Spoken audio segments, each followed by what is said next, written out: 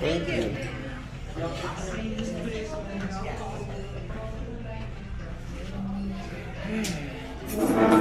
Some mugs here. Yeah.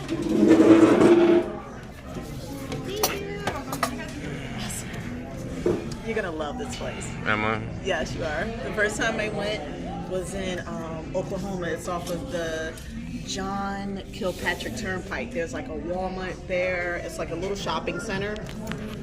Hi guys, how you doing? Awesome. How are you, ma'am? I'm doing fine, thank you. Perfect. What you guys to drink today? Oh, I got avocado toast, healthy turkey,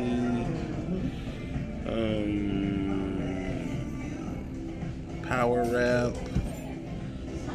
Where's they bacon croissants at, bro? they don't have bacon. Oh, that bacon croissant. All right. So, do you want to do something healthy, or do you want something brittle? Like, do you want some? They have.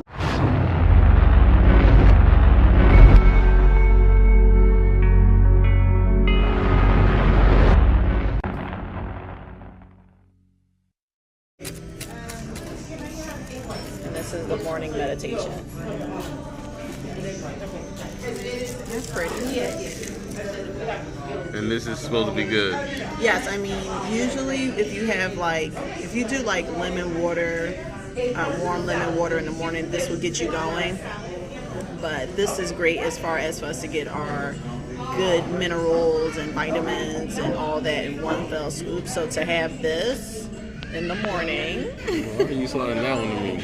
Because that's yours. That's the Kilton. That's the one that it tastes good. We can share. This one's amazing. This has ginger, beetroot. This has agave. Oh, this is good. Yeah, it's good. I mean, you know why? Because even though it has a lot of veggies in it, the veggie taste is counterproductive with the sweetness of fruit. So with this kale, you have apple in here. So you're not going to really taste the kale. You're going to really taste the sweetness of the apple. Yeah, you gonna slide up off of that. Thank you.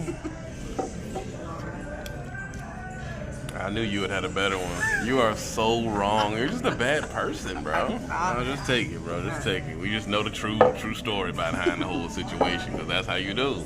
Oh my God, this is so. I feel like I'm ready to take on the world. Like,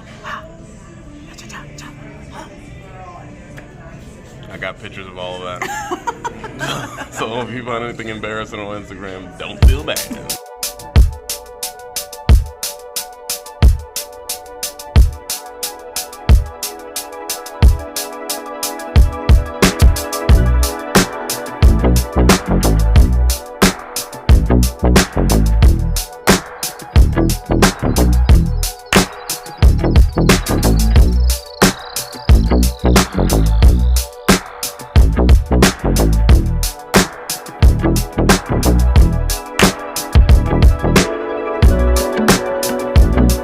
Figure everything out? yeah, you're just Are you adjusting well to the new truck? almost. I mean, I think what I love is the sunroof. That's a really nice addition, so that way we don't have to really use too many of the lights. I do like these side windows. That's kind of nice.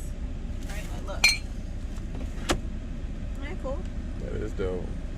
So that way, even if we're like at a cool place, we can still get like that Airstream vibe. We can just see everything. I do like the control panels are here, so that way when you go to sleep, you know, you can just you can lock the doors from here. You can unlock them too. Oh, I guess we can monitor our battery right from here. Yeah. So. And oh, there's a panic button here. I feel like it's getting us ready for RV type of life. Yeah, I totally agree. Yeah. I totally agree. That's dope.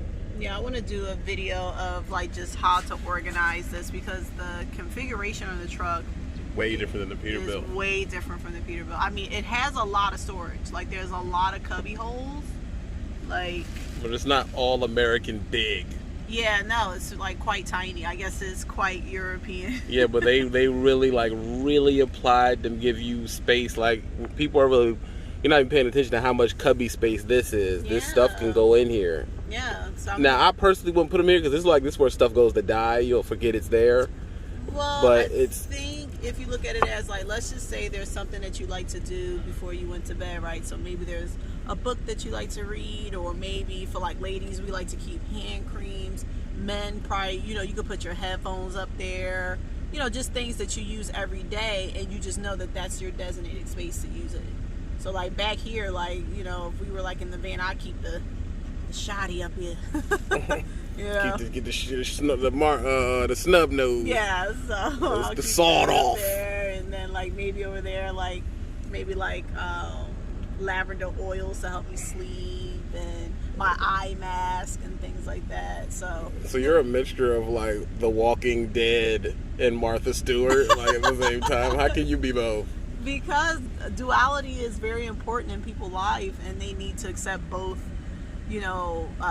sides of the coin. So I mean, How are you going to be able to do this once we get this camp or a small trailer and really do some camping and really go up into like the mountains? Are you going to be? It's going to get real. I know, and I think at the end of the day, it's a challenge that I'm not afraid to take. I do believe that us being on the road as truck drivers and have to deal with so many different experiences, whether it's environmentally, with weather and traffic patterns and stuff, dealing with so many types of people in different areas within days of each other, and just thinking on our toes and always being at 1,000. I think that having a camping experience in a peaceful environment with not much going on is going to be just the breath of fresh air that we need. Is this van life though?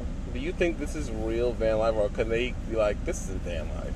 I But believe we live in this space, so how is it not van life? Yeah, no, this is definitely van life.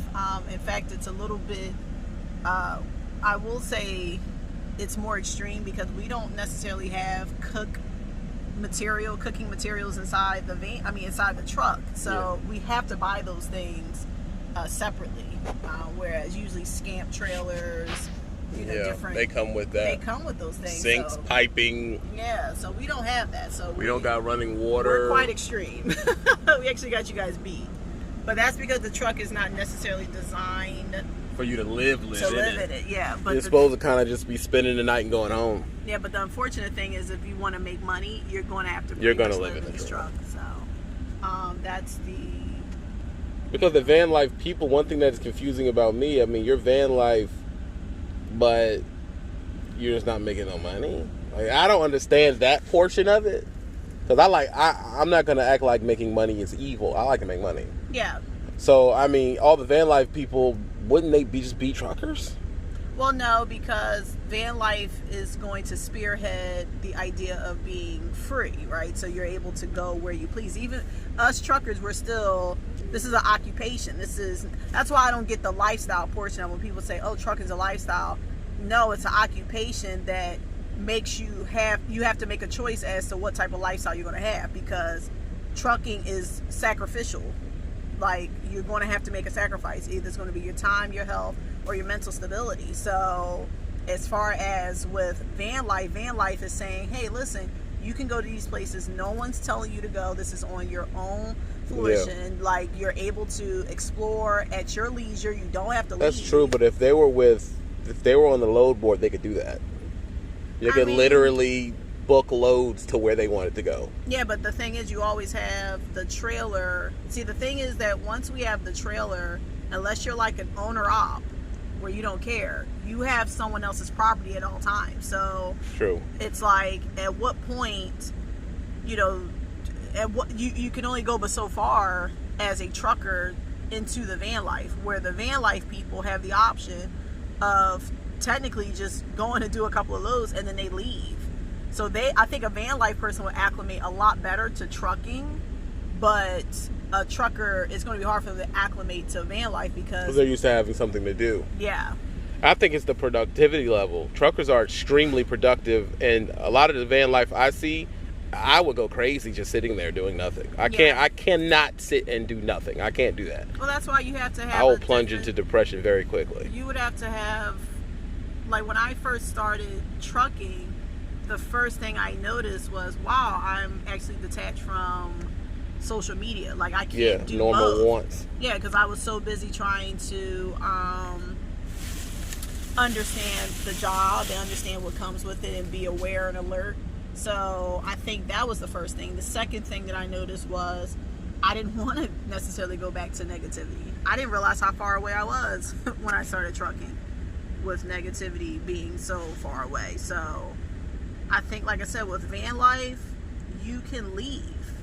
And even with us truckers, we can't necessarily leave. When we go home and we spend money and we get back into the normalcy of society, we are reminded once the bank account starts to diminish, you are down to $4,000 left in your account. And it's like, whoa. Get your broke ass back on the road. Yeah, trucking is I don't know. I feel like it's nuanced. It's not going to be anything that's going to be direct, but I know that if you're trying to get into either one of them prepares you for either one. Like right now, if I want to get into van life, I have the finances and my life has been acclimated to trucking to where I could just go right into it. Yeah. If I was a van life person, I could drive my van to the terminal, leave it there, and go right into it. Yeah, no, they're both harmonious. So they're damn near hand in hand. It's just that it depends on your productivity level. Like the dude I was watching yesterday who had the wooden Vex V-dub, his productivity level was not high enough for me. Like, I would have died. There's no way I can.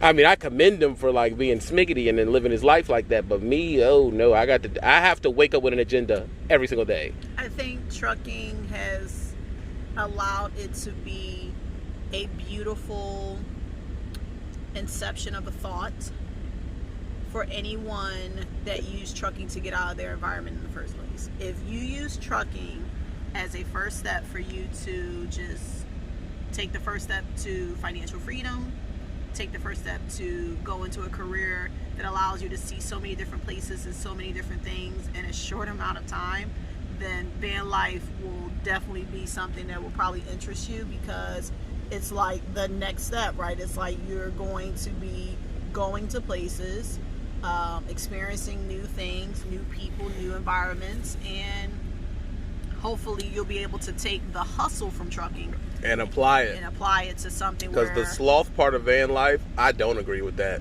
Yeah. I just don't agree with it. I don't know. We'll touch more. That ain't the next thing of the vlog we need to talk about. Is number 2, what we eating tonight? Yeah, so Papanos? You wanna go to Papanos? I mean, I'm at the point in my life where I'm willing to just live. So yeah, no, I will go there and stuff myself until I'm in a fat, rich food. What's your favorite Papanos item? The thing you order. Oh, the shrimp and with grits? That cheese grits.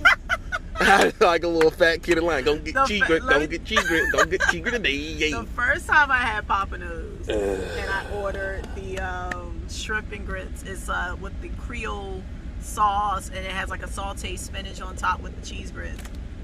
All I heard was cheese grits. Let me tell you something. Every time I go to Papanos, that's all I order. Are they open? They are open. Well, we have to go later because what time is it? It is. He ain't called me yet. Matter of fact, it's over there closer to where the trailers is at. It's 1:49. 3 o'clock-ish? Well, you all trying to rush. What you rushing for? Because I feel like I'm owed Papanos because because I like brung everything in the truck and I'm putting everything nice for you. And I didn't bring everything in the truck. Okay, you did help, but I lifted everything. All you did was stand in each truck as it was pulled out and pushed into. Okay. That's how you do me too, yo. That's how you do me. Van life, domestic violence. Da-da. Let's figure the food out.